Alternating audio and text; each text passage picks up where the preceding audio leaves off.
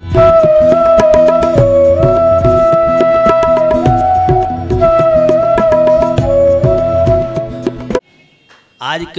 पशु तो समाप्त होते जा रहे हैं, सारे पशुओं की पूछ और हर व्यक्ति लगाता, मैं सम्यक दृष्टि हूँ, धर्मात्मा हूँ, मैं भक्त हूँ और मेरे लगा पूछ, तो पूछ वाला धर्मात्मा नहीं हो सकता है। मान महाविश्वरूप के भैया मेरे, मान महाविश्वरूप करहि नीच गति जगत में, और कोमल सुधा अनूप के भैया मेरे, कोमल सुधा अनूप सुख पावे प्राणी सदा। जिसकी नाक नहीं है, मूछ पूछ नहीं है, वही मंदिर में आने का अधिकारी है, और जिनके मूछ हो, नाक हो, पूछ हो, उन्हें मंदिर में नो एंट्री। अब आ जाओ, तुम कर लो पूजा पाठ, लेकिन धर्मात्मा नहीं बन सकते। सम्यक दर्शन जो घरों को बसाए उसका नाम सम्यक दर्शन, और जो घरों में बिखराव करे उसका नाम अधर्म है, मिथ्यात्व है। जो तन और मन को स्वस्थ बनाए उसका नाम सम्यक दर्शन, और जो तन मन को रोगी बनाए उसका नाम अधर्म है, पाप है। अब आप निर्णय कीजिए, आप धर्मात्मा है क्या धर्मात्मा? एक छत के नीचे रहने वाले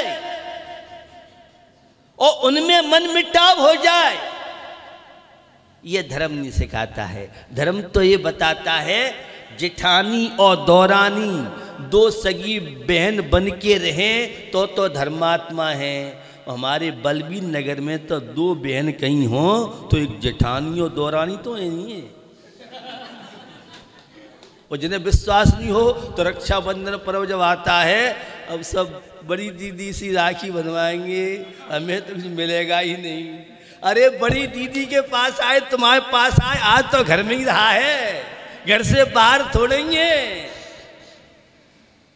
ये स्थितियां बता रहा हूं, जहां नंद भौजाई सगी बहन बन जाए उसका नाम धर्मात्मा महिला, और जहां सगी बहन नंद भौजाई की तरह सुपर्णखा मंत्रा बन जाए वह अधर्मात्मा। अब आपके समझ में सम्यक दर्शन की बात आई कि नहीं आई? मुझे समझ में नहीं आया। धर्म आपके समझ में आ रहा है कि नहीं आ रहा है? मैं एक बात कहता हूं, धर्म तो घर से प्रारंभ होता है। यहां तो एक क्लाइमेट, वातावरण हमें मिलता है। ये तो क्लास हैं, साधु के दर्शन, प्रवचन, पूजा, अभिषेक। तो जीवन में आनंद लेना सीखिए। सम्यक दर्शन माने विवेक। आपको मालूम है दिल्ली में क्या होता है? अपने बेटे बिटिया आती हैं स्कूल से, तो जो भी मिठाई आई है शादी की, मालताल हैं, वह तो अपने बेटे बेटी निकालते हैं। और कहीं भतीजा भतीजी आ गए, बेटा माल तो आया है बट चाबी पता नहीं। वो देख रही है दौरानी जेठानी, अच्छा अपने बेटे बिटिया आ जाए तो 100-100 के नोट की गड्डी, 500 से कौन कौन से नोट, हमें तो मालूम नहीं, आप जानो, हम तो सुनाई बात बता रहे हैं।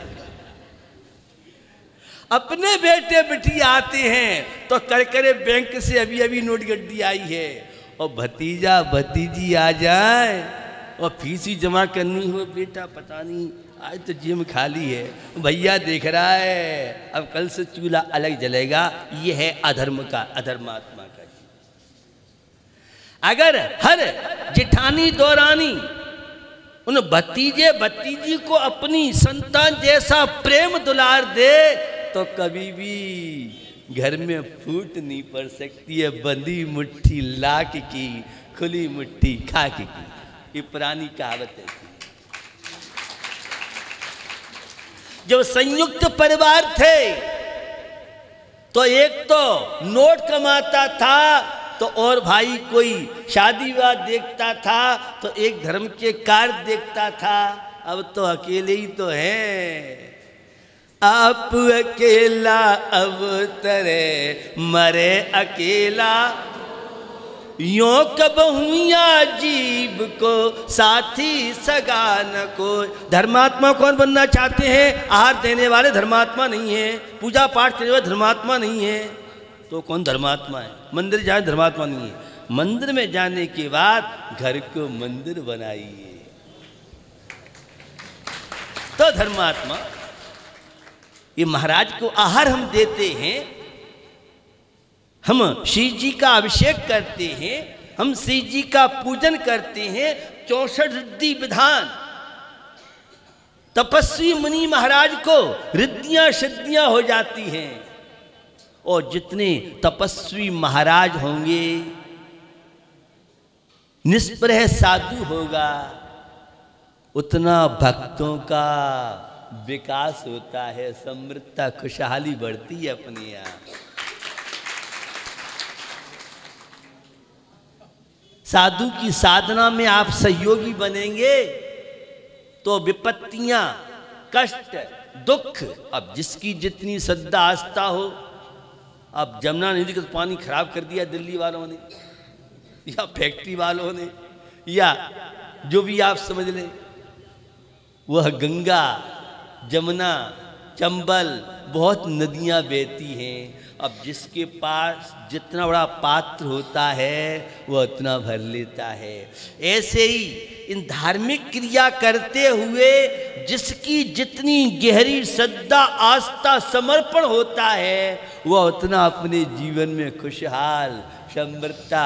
महाराज किसी को देते लेते नहीं है। भक्त तो जानता है कला, हमें कैसे महाराज से लेना है, कैसे 3 लोग के नाथ से लेना है।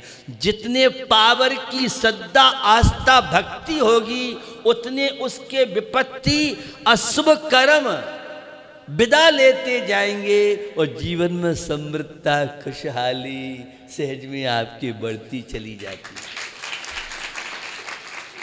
पता नहीं आप कैसे बनिया हो। अरे बनिया का मतलब होता है हम तो 2 चावल चढ़ाते हैं और काली मूछ, देहरादूनी, बासमती, कुंटल और बसुर ले जाते हैं। देखो बनिया है अपन तो। वो आप पूजा करो, अभिषेक करो, महाराज के साथ जंगल में जाओ, भैया वृत्ति में आओ और भी धार्मिक क्रिया करते हो और फिर भी कुछ लेके नहीं जाते हो। कैसे आप बनिया हो, समझ में नहीं आते हो। जितना टाइम मंदिर में दे रहे हो राजी से नहीं, गैर राजी से लेके जाएंगे। हम तुम्हारे परिवार के हो, तुम ब्रह्म ज्योति वाले हो, तुम चैतन्य आत्मा हो, हम भी आपके जात बिरादरी के हैं। जब तुम 3 लोक के सम्राट हो तो लड्डू लड्डू आप खा लो, 4 तुम्हें दे दो।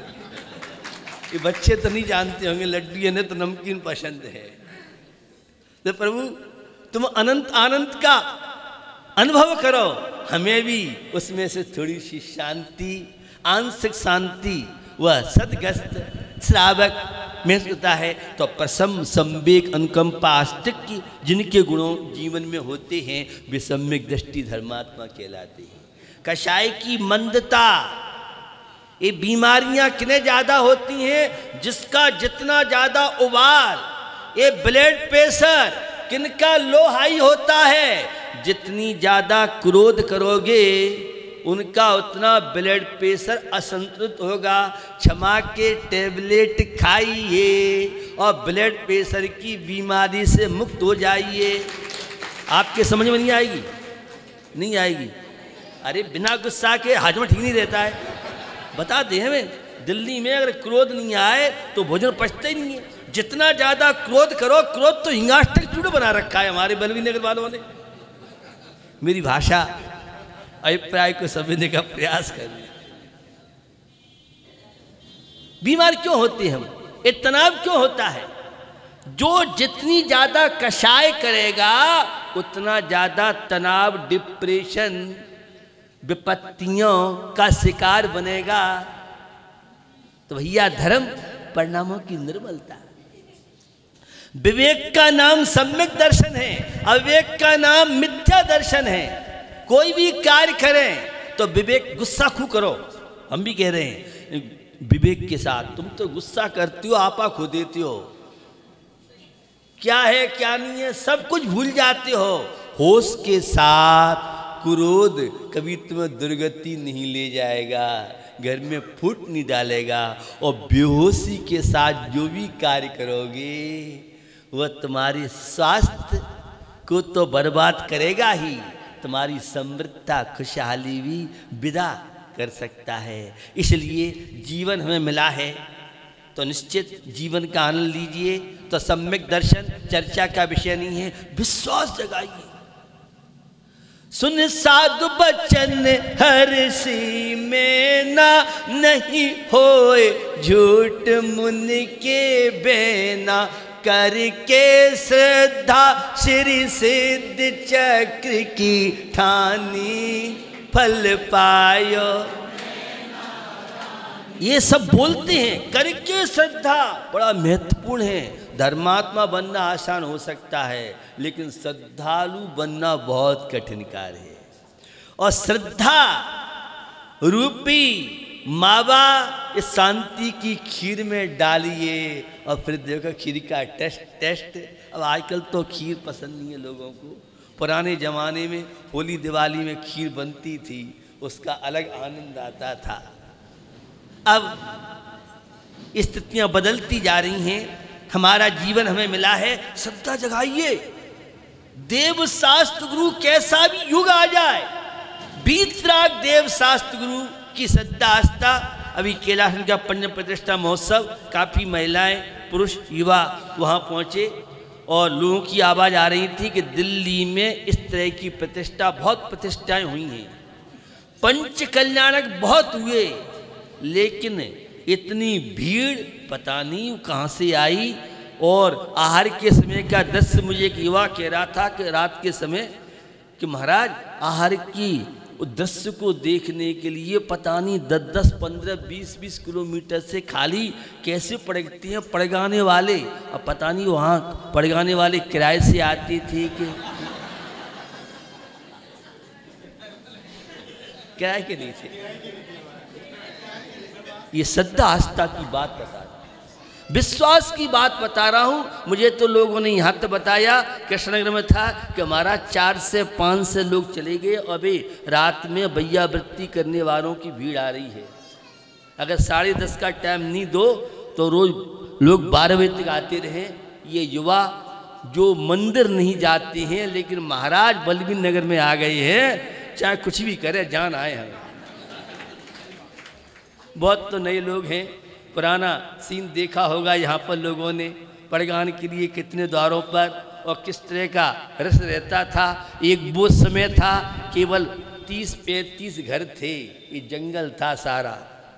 और जो प्रतिष्ठा होने जा रही थी, राष्ट्रपति को आने का शंकर दयाल जी थे लेकिन कैंसिल हो गया था उस समय। और भगवान महावीर स्वामी है ना, और महावीर स्वामी का ऐसा ऊपर, अरे मूल वेदी तो महावीर स्वामी की है, और ऐसा प्रभाव हुआ। अब पता नहीं कि 6-7 से घर हो गए यहाँ पर जैनियों की। और उस समय तो कुछ नहीं था, जब मंदिर बना था 2-2 पैसे कैसे इकट्ठी किए। अब मैं उन लोगों की, पुराने लोगों की बात नहीं कर रहा हूँ। आज तो इतने घर भी हैं, समृद्धता है। ये धर्म से धन बढ़ता है, ये जनालों की बड़ी महिमा हुआ करती है। तो मैं आपको बताया था कैलाश नगर में सुबह देखो तो, दिन में देखो तो, रात में देखो तो, जन्म कल्याण में हजारों इंद्राणी, जुलूस में इतनी भीड़, ये कहाँ से आ गई। और पांडव शिला पे बहुत व्यवस्थाएं बनाई और फिर भी धोती पता नहीं कोई इंद्राणी लेके तो नहीं चला गया। श्रद्धा आस्था की बात बता रहा हूं। विश्वास बहुत बड़ी चीज है। सम्यक दर्शन समर्पण का नाम। जिस पत्नी का पति के प्रति समर्पण होगा, डॉक्टर के प्रति तो समर्पण है, ड्राइवर के प्रति तो समर्पण है, और नाई के सामने वो कहीं थोड़ी ऐसा करता है वैसा करता है। तुमने 3-5 की क्यों मोड़ रहा है, तो कट मार देगा वो। सेविंग बनाने वाले जाने, हम तो सुनी सुनाई बात करते, हम तो हाथों से सेविंग करते। धोबी पे विश्वास है, नाई विश्वास है, डॉक्टर विश्वास है, ये वीतराग प्रभु विश्वास नहीं है, पता नहीं धर्म से कुछ मिलेगा कि नहीं मिलेगा। कौन कहता है कलयुग है? धर्मात्माओं को, विवेकी को, जिनके अंदर गहरी श्रद्धा आस्था है, वे आज भी जो चाहे वो काम ये करते नहीं हैं। लेकिन हमारी पाप प्रकृतियां नष्ट होती हैं, प्रशस्त प्रकृतियां बढ़ती हैं और हमारे सारे बिगड़े हुए काम बनते चले जाते हैं।